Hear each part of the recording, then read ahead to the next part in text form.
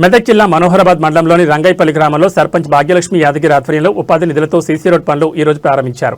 రంగాయపల్లిలో 28 లక్షల ఉపాధి హామీ నిధులతో సీసీ రోడ్ పనులను ప్రారంభించారు.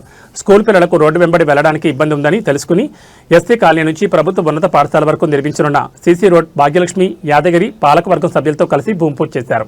ఈ కార్యక్రమంలో ఉప సర్పంచ్ భాను యాదవ్, వార్డు సభ్యులు బాబు, సంతోష్, నరేష్, గణేష్, నరసింహస్వామి, అశోక్, నాగేష్, పోచయ్య, శ్రీనివాస్ కుమార్ గ్రామస్తులు పాల్గొన్నారు. మెదక్ డిస్ట్రిక్ట్ రంగాయపల్లిలో సీసీ రోడ్ వేయడం జరుగుతుంది. మొదటగా మేము మా పాలకవర్గం నిర్మించిన వెంటనే ఫస్ట్ ఈ స్కూల్ పిల్లలకు ఇబ్బంది జరుగుతుందని సీసీ రోడ్డు వేయడమే జరుగుతుంది. మొదటి పని Manoharabad mandal Medak district NREGS fund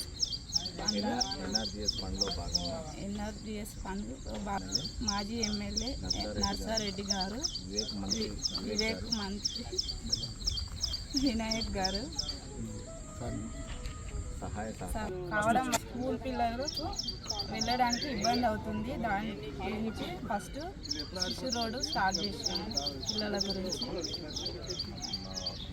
మా వార్డు మెంబర్స్, పాలకవర్గం వాళ్ళు అందరి సహకారం.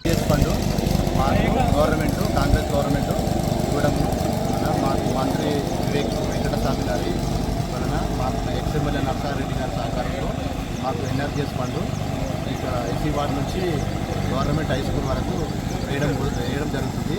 దీనికి గత ప్రభుత్వంలో ఎన్నోసార్లు హై స్కూల్ వాళ్ళు, మా విలేజ్ వాళ్ళు ఎన్నోసార్లు కంప్లీట్ చేసినా మాకు ఎవరికైనా సహకరించలేదు.